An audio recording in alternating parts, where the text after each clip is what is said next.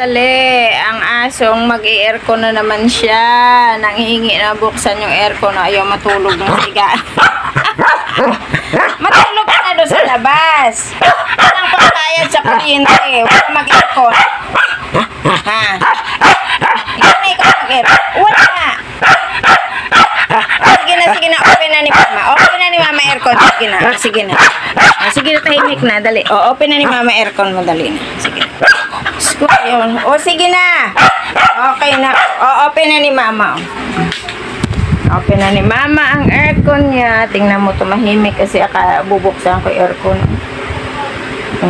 Tumahimik na siya. Higa ka na. Higa na. I-open na ni mama aircon mo. Tapos kung aso.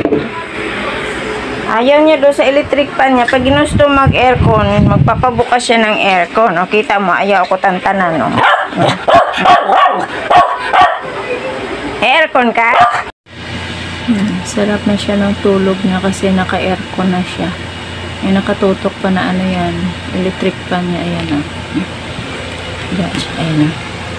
Nakatutok pa yan ng electric fan, ayan na. Electric pa yan nakatutok. Ayan. Masarap na yung hilata niya, di ba? Saan ka pa? Akala mo marami siyang pambayad ng kuryente. Pag ginusto niya mag-aircon, hindi ka tantanan. Yung cellphone mo, hinahampas niya. Ayan, di ba? Okay. Good night, everybody. Okay. Sleep well, baby. Kunang maayos kasi malamig. Bye-bye. Love you all.